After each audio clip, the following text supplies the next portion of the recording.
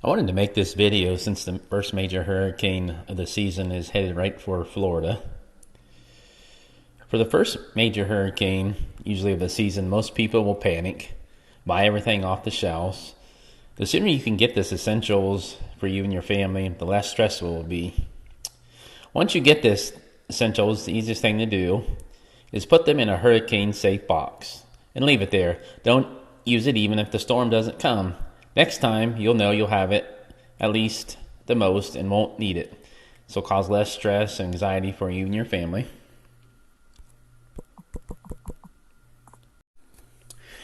If we were just meeting, my name is Tim and I run a channel called Learn to Defend Yourself, where we teach weekly tips on how to defend yourself and protect your family. If you live in Florida, it's a matter of when, not if, a hurricane will hit you. So it's a good idea to get basic hurricane supplies whether a storm is on its way or not.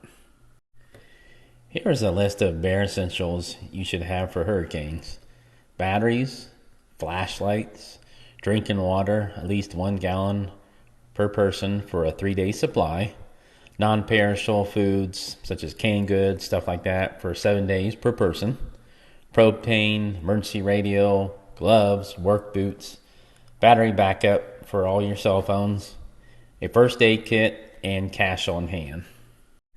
Here's another list of disaster supply kit. We'll leave a link down below in the description on where you can print this out.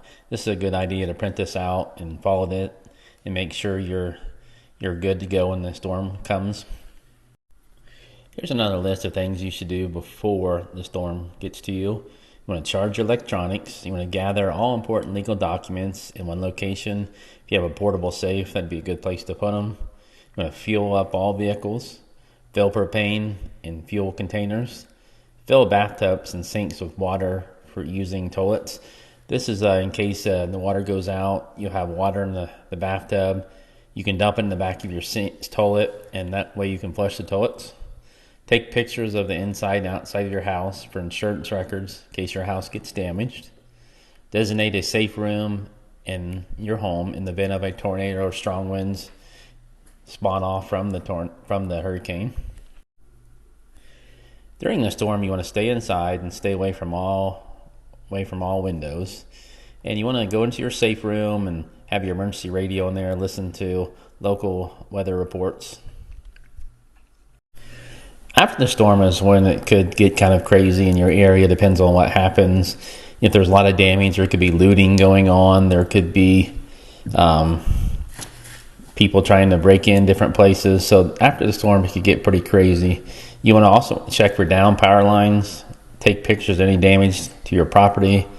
Check on your neighbors. Make sure they're all right, especially the elderly neighbors.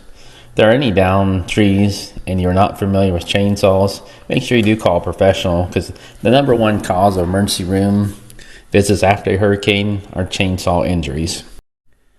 After the storm, situational awareness really comes into play.